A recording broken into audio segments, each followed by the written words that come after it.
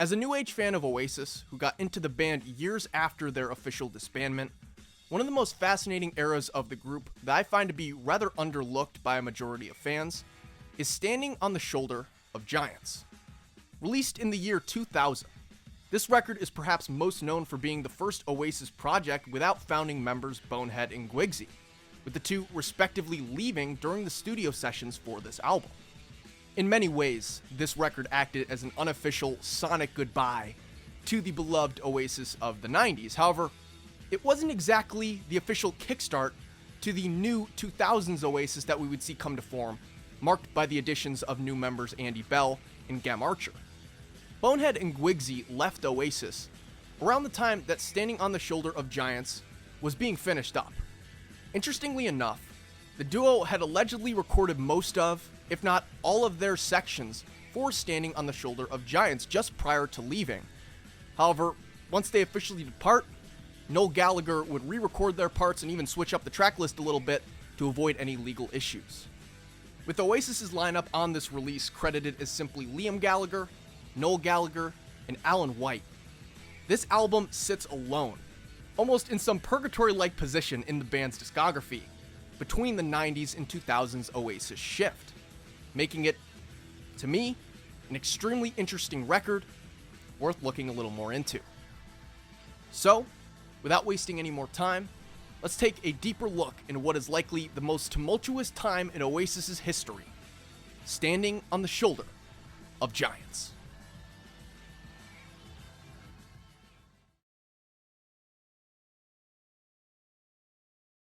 The band Oasis found themselves in an interesting position following the release of their third studio album, Be Here Now. While the group's inaugural releases, Definitely Maybe and What's the Story Morning Glory, skyrocketed them to heights not seen in British music since the Beatles, the insane wave of popularity slowly began to simmer down following the release of Be Here Now in 1997. To this day, the band's commercial peak.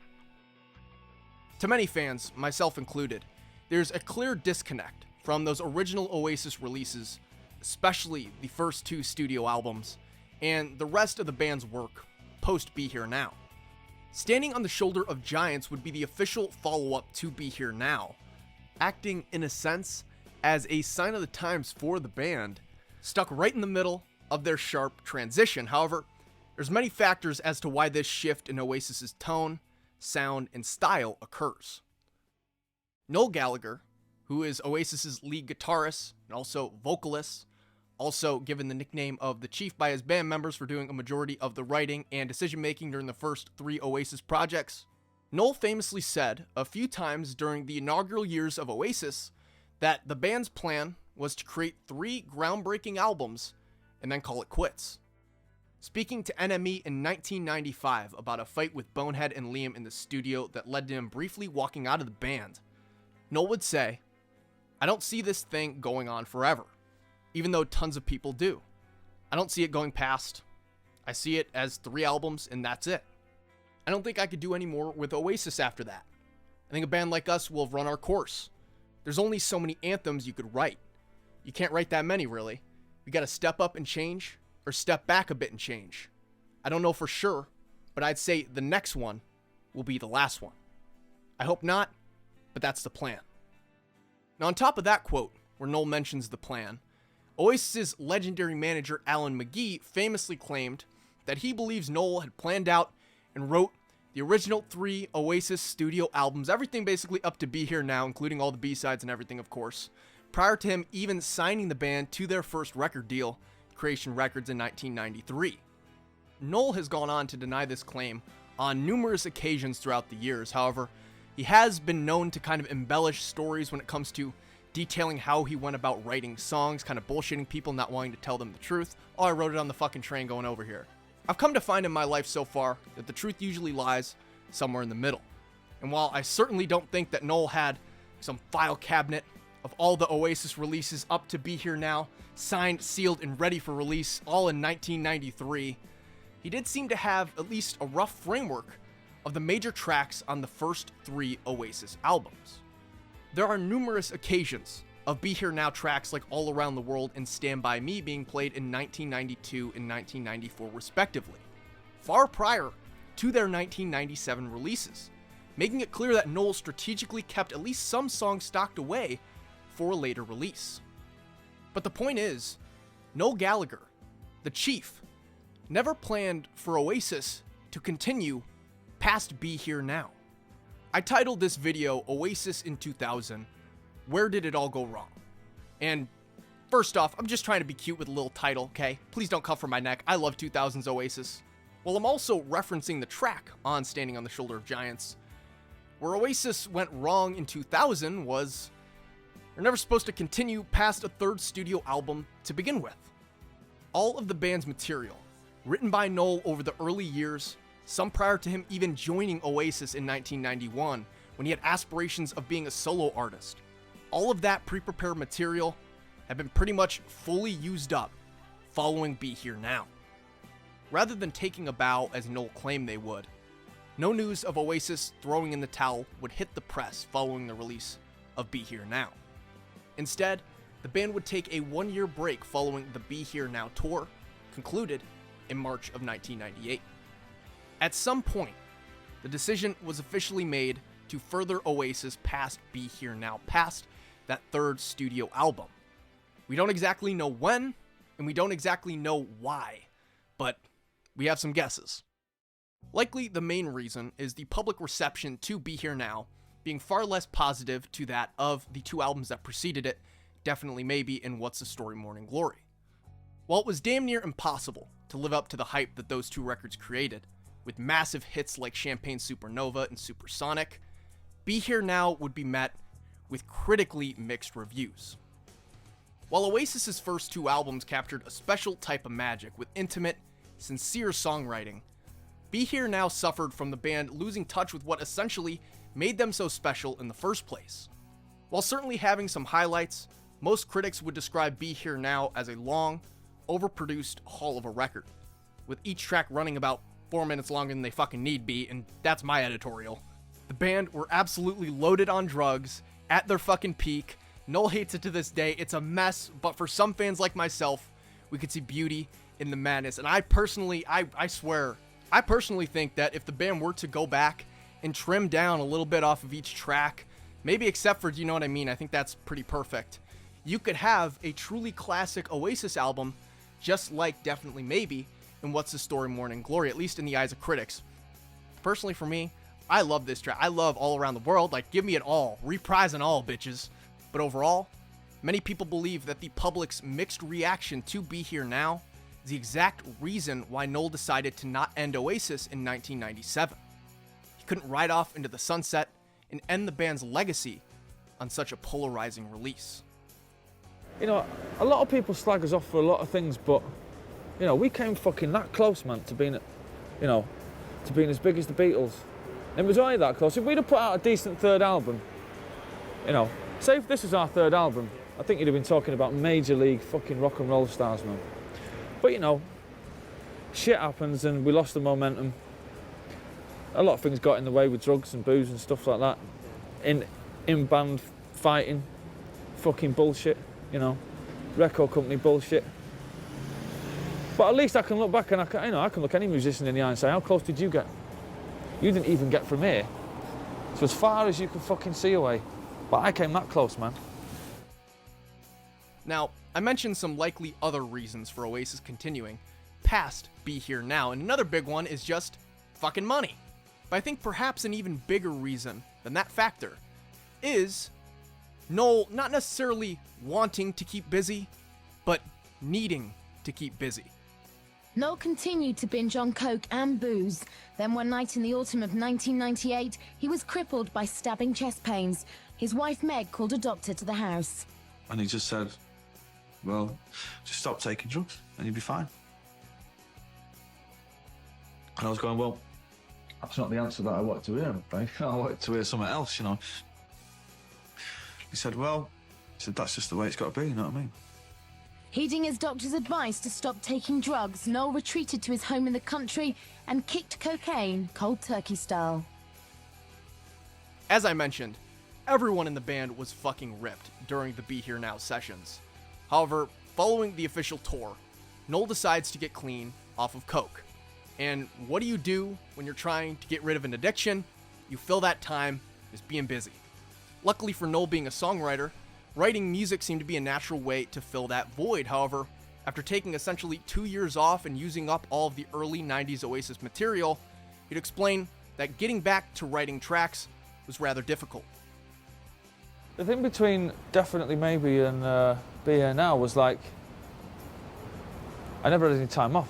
After the Be Here Now tour, I didn't write any songs on that tour because I was too busy getting pissed. And so I came back off the tour with nothing, not one single crotchet of music, and then had a year off. And then didn't write anything for a year, so it was then, in effect, I hadn't written anything for 2 years. Now the thing about songwriting is, it's like anything, it's like riding a bike, you know.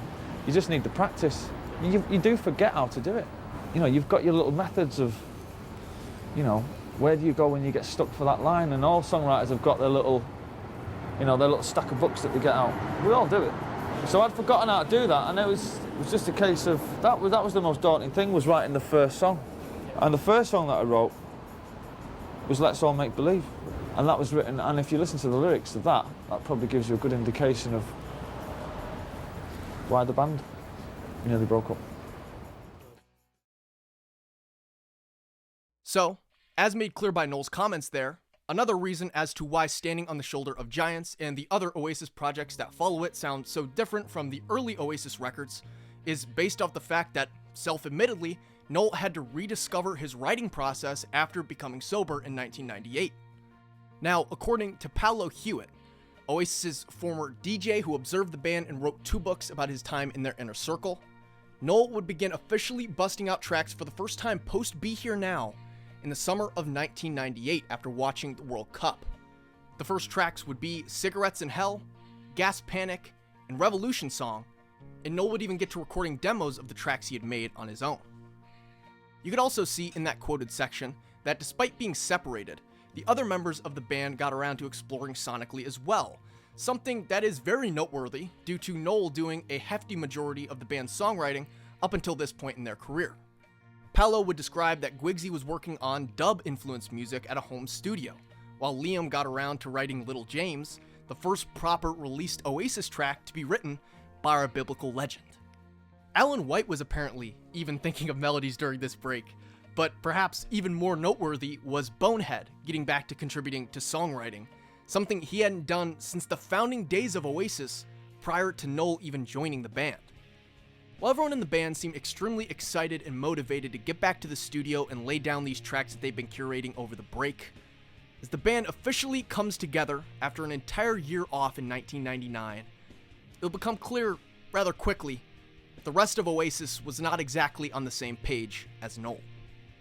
To me, it just really seemed that everyone in the band was kind of at different places in their life, different points, as Noel officially gets Oasis back together in March of 1999 for rehearsal in London, and according to Paolo Hewitt, has 23 songs that are up for strong consideration for Oasis's 4th studio album. As evident by Liam and Bonehead's arrests around this time, they still enjoyed their booze, while bass player Guigsy was synonymous for smoking a lot of weed, and Alan White, he was just kicking ass being Alan White. Regardless, with Noel now clean, as the band headed to France on the 27th of March to record the new album, Noel would set a rule in the studio of no drinking and no drugs, specifically with the intent to keep his brother Liam Gallagher out of trouble with alcohol, at least while they are trying to get this record done. Apparently, when the band first got together in 1999 for rehearsals in London, Liam self-admittedly was constantly heading to the bar and returning to the studio absolutely hammered. With Be Here Now being such a polarizing release, Noel would blame his substance abuse issues, as well as the band being rather blitzed during recording sessions, as for why the record turned out the way it did. He wanted to get this one right, and I guess Noel told Liam as he returned to rehearsals one day drunk as hell that if he planned on doing the same shit when they got over to France, don't even bother showing up. Regardless of that emphasis on Liam, the rest of the band was to follow this rule of no drinking and drugs as well, which would obviously lead to some tension because, like I said, it just kind of seemed like everyone in the band were at different points in their life. While at this point in time, Noel and Liam needed to sober up for their own health and well-being, Guigsy was still pretty tight with Mary Jane, and Bonehead still liked to drink or 10. Despite the sessions for Standing on the Shoulder of Giants starting off rather well according to Noel, with Bonehead and Guigsy successfully recording their sections on tracks, eventually, shit would hit the fan, specifically involving Bonehead near the end of the band's time in France. Now, there are multiple versions of this story with varying details. I'm going to play a clip here in a second from a BBC radio piece in 2002, where the band explains their take on all the events themselves because who's better to explain it than them. But from what I've gathered, Bonehead was pretty unhappy throughout the entirety of the sessions. He eventually starts drinking at his normal rate, which then causes tension obviously between himself and the sober members of the band, Liam specifically, who is really trying to hold off. Now Bonehead refutes that claim. He instead says that one day the band successfully got done recording for the day. Him and Liam were sitting back talking, Liam's having a Coke, and he asks him, "Can I have a pint?" Which then, from drinking there, leads to the altercation that leads to him, unfortunately, leaving the band for good. Some say that the altercation was Bonehead storming into the room of the band's new producer, Mark Stent, in a drunken rage, which then led to Noel heading there himself and going off on Arthurs. There was also stories at the time of Bonehead pouring wine on Liam when he was sleeping, to which Noel allegedly did the same to Bonehead, and then that led to the final big argument. That story does seem a little more conspiratorial though. No confirmation from any band members on that one. Either way, regardless of the specific details as to how they got there, we know that things hit a true boiling point when Noel went into the room that Bonehead was going off in and addressed him himself, and there they get in this big screaming match. Bonehead says he's gone, and Noel says, "I'll call you a cab." And unfortunately, that was it. Standing on the shoulder of giants, we decided that we would hire a French chateau called Chateau Le Col Noir.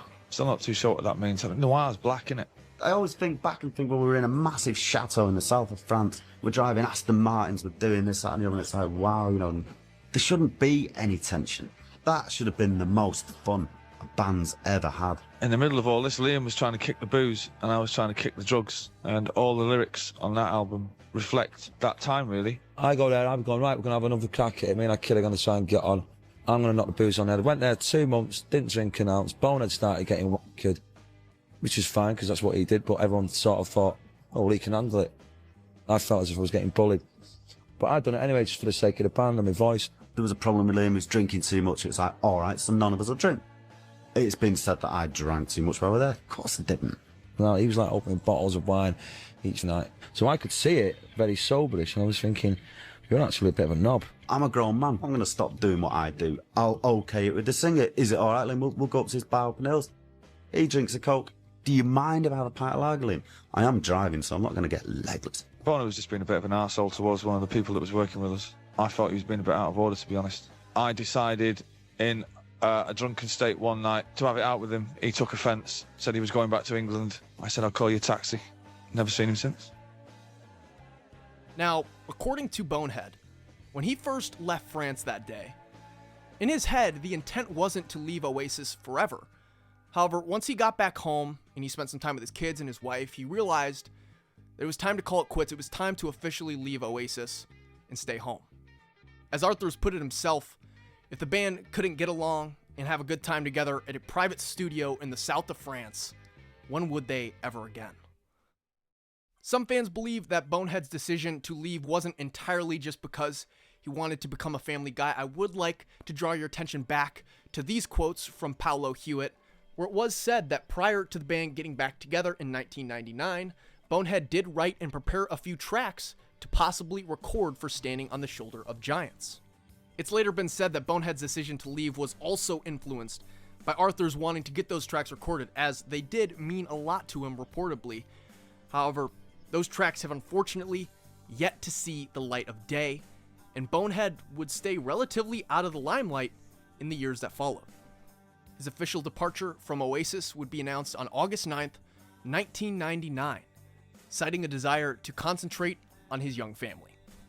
Shortly following Bonehead's departure, Guigsy would follow in his footsteps, just in a far less loud manner, which checks out considering the very little we know about him.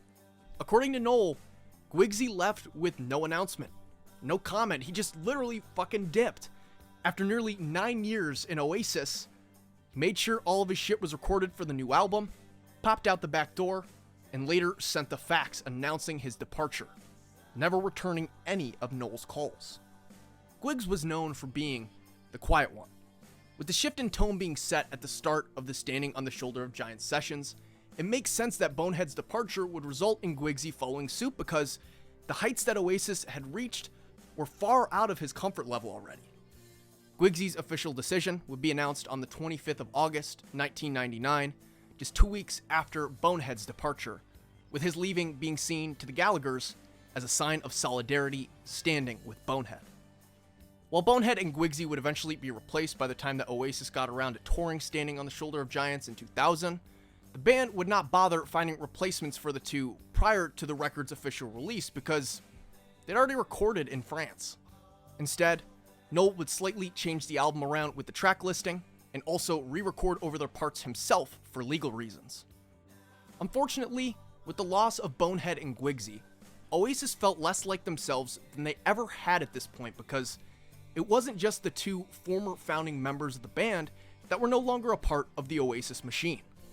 By the time that Bonehead and Guigsy left in the summer of 1999, the band's behind-the-scenes roster of managers, art designers, producers, etc., aka the people who really make the difference in a rock and roll band, that lineup had been drastically altered as well. For starters, Brian Cannon of Microdot, the man behind the album covers of Definitely Maybe, What's the Story Morning Glory, Be Here Now, and all of the band's single covers throughout those early years, would no longer be utilized as the band's art director. In the 90s, Brian would sit around observing the environment that Oasis tracks were curated in, almost like a pseudo-member of the band, and with the help of his photographer Michael Spencer Jones, would then capture the perfect visual to represent the sonic sounds. Apparently, Noel wanted a complete shift in style for the band once Bonehead and Guigsy left, which I can understand, but this decision might have been also affected by an even larger issue affecting the Oasis landscape, and that was the closing of Creation Records. In November of 1999, Alan McGee, the man who signed Oasis to their first record deal, would officially close Creation Records, predicting that the record industry would go completely under due to the birth of the internet and people no longer having to go into shops to buy a physical record, which, boy was he right. Standing on the Shoulder of Giants would be the first Oasis project to release under the band's own and at the time new label Big Brother Recordings, further separating this release from Oasis's original 3 studio albums. However, the last big change behind the scenes that would take a heavy toll on Oasis's sound would be the loss of producer Owen Morris. Especially considering the mixed reception to Be Here Now, the band's thinking, how do we make an album that's better than our last one? Maybe the first step is hiring a new producer. At first, according to Paolo Hewitt, Noel wanted to use a variety of different producers for Standing on the Shoulder of Giants. However, that idea would be thrown out in favor of having producer Mark Spike Stent take on the position for the album. Overall, the many changes to the band's lineup, as well as the loss of key behind-the-scenes talent, displays the insane turmoil that Oasis was enduring at the time of this record's making. So in the making of that record, McGee decides that Creation is going to be no more, and then Bonehead and Guigs quit on the same day. They quit in the middle of the record. They quit. Yeah, they quit. Oh yeah, they weren't sacked. Yeah. In the middle of the record, so that's your record label with one of your best mates, McGee, saying we're out of here. Yeah. So you're like, right, we've got no record label, and all of a sudden, the 2 founder members have gone. So that's left with me, Liam, and Whitey, trying to mix this album. And the Wembley shows were sold out. We didn't have a band. It was one of the, you kind of either thrive off that kind of chaos or you don't. And luckily enough, out of that chaos came Andy and Gem, which leads us to where we are. Yeah. Leads us to where we are now. We're all writing, and it's Second chapter of the band, effectively. yeah. Between Noel having to kick his own vices, settling a lawsuit with original Oasis drummer Tony McCarroll, trying to keep Liam out of trouble, and Noel not even wanting a 4th Oasis record to happen in the first place, it is truly a miracle that Standing on the Shoulder of Giants ever came to be. However, somehow making their way through all that adversity, Oasis would release the first single for their 4th studio album, on February 7th, 2000, with the banger, Go Let It Out. The track would be supported by the amazing B-sides Let's All Make Believe and As Long as They've Got Cigarettes in Hell. Two amazing tracks, both depicting the fractured state of Oasis at this time in 2000, as well as Noel Gallagher's state of being after cleaning his act up and surviving his demons. In just 3 weeks after the release of that lead single, Oasis would officially drop Standing on the Shoulder of Giants on February 28th, 2000. At 10 tracks long and with a runtime of just under 48 minutes, this album, to me, is without a doubt one of the most underrated releases in the Oasis catalog. As the first Oasis project released without the artistic touch of Brian Cannon, I have to say I actually really like the cover art for this project a lot. For whatever reason, that blue city sky view, taken from the rooftop of 505th Avenue in Manhattan, New York, really jives sonically with the sounds on this album, at least to my ears. As for the other singles for this record that dropped after the album's official release, Who Feels Love would drop on April 17th, supported by the tracks One Way Road and an Oasis cover of Helter Skelter. Anytime there's an Oasis Beatles cover, we're fucking winning. Apparently, the track was recorded in 1996, interestingly enough, with Bonehead, Guigsy, and even Owen Morris. However, it was mixed to more of the Standing on the Shoulder of Giants era of sounds. Still fire. Finally, Sunday Morning Call will be the last single for Standing on the Shoulder of Giants, released on July 3rd with B-sides Carry Us All and Full On. Upon initial release, the public would yet again have mixed reactions to a release from Oasis. While Standing on the Shoulder of Giants would go number 1 in the UK without a problem, the album would be a true departure from the band's original sound, inciting a surefire negative response from fans who were already coping with Bonehead and Guigsy's departure. Gone were Tony McCarroll's raw drums off Definitely Maybe, and in turn, Noel was playing around with drum loops, samples, synthesizers. In time, some fans have come to appreciate that change and appreciate what Standing on the Shoulder of Giants has to offer. However, in the moment, I can understand why reactions would be muddied. When coming up with the name of this album, Paolo Hewitt would write in Forever the People that originally, Noel was considering naming the record Where Did It All Go Wrong, which is actually the name of the 7th track on this album. That name was considered for a while, allegedly, until, apparently, right after finishing the final recording sessions for Standing on the Shoulder of Giants and finalizing this record, Noel would go out to a pub to celebrate very early in the morning, and that is where he would find inspiration for the title, Standing on the Shoulder of Giants. At the time in the UK, they just minted a new £2 coin, which had a phrase from a Sir Isaac Newton quote engraved on the side. The full quote from Newton being, "If I've seen further, it is by standing on the shoulders of giants."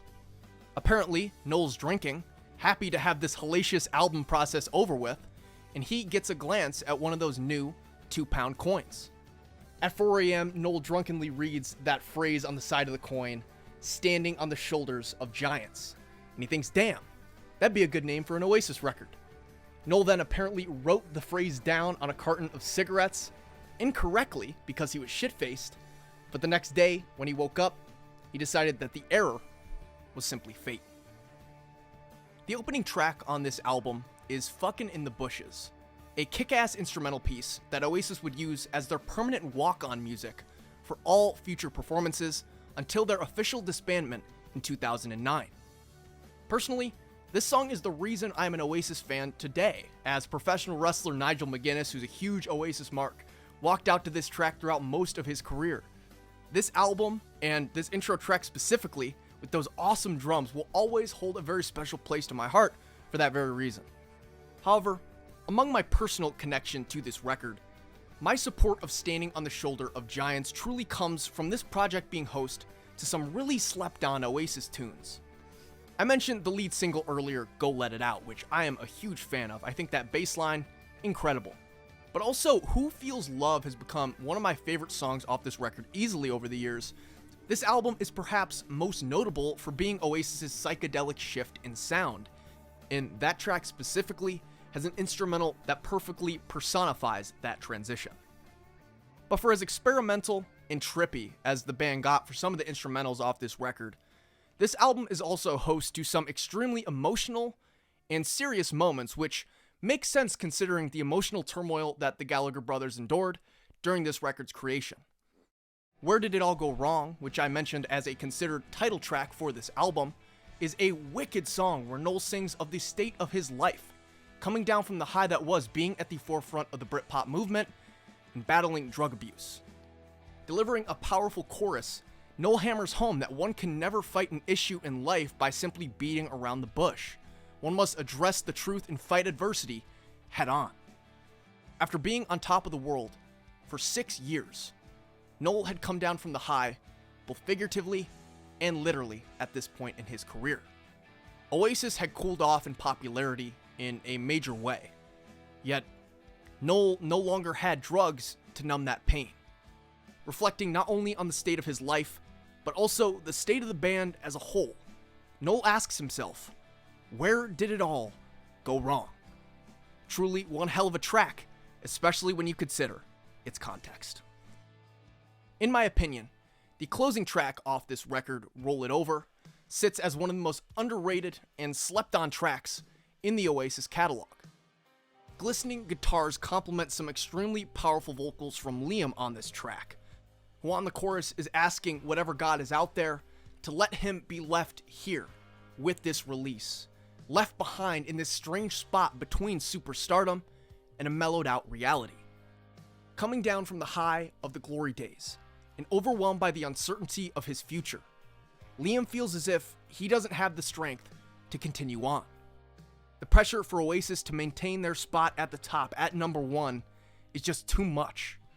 The pain he's endured publicly year after year in the tabloids, in the public eye, it's all left him broken. As this record closes out with Roll It Over, Liam's vocals sound as rough or as raspy as they ever have up until this point in Oasis's discography. He no longer sounds like that clean-sounding kid from 1994. You can almost hear the pain he's endured in his voice, and I think that is the key in being able to appreciate this album. Change. Unfortunately, nothing lasts forever. The Britpop movement was long over by the time that the millennium began, and Oasis had to adapt. But for a band rooted so much off their wild, us versus the world mentality, the transition was a lot more harsh than I think it would have been for any other band, add on being at the forefront of any major pop culture era. Oasis is almost a different band after Be Here Now, and their evolution is fully realized on their 5th studio album, the album after Standing on the Shoulder of Giants, leaving this record again in a really weird position in the band's discography. Looking back on this record in modern times, Noel has said that it should have never been made considering the circumstances, expressing how he simply made the album because he had to. However, I truly think he's doing himself and many fans a disservice with that statement. While far from the quality of Definitely Maybe or What's the Story Morning Glory, this album truly is the hangover to the wild party that was Oasis in the 90s, and for some newer fans like myself who weren't exactly able to experience that party just naturally due to our age, it's pretty awesome to have a sonic representation of one of the most chaotic times in the band's history. After Standing on the Shoulder of Giants, Oasis changes forever. Noel stops making all the band's major decisions as the chief, songwriting duties get far more split down the line. Overall, Gem and Andy brought a whole new vibe to Oasis with their insane talents. There are certainly a few skips on here, and I would definitely agree with Noel that some of the B-side tracks like Cigarettes in Hell definitely should have replaced some of the weaker tracks on this thing, like perhaps Little James, sorry Liam. But despite its status as almost a Frankenstein Oasis release, to put it simply, I'm sick of acting like Standing on the Shoulder of Giants isn't biblical.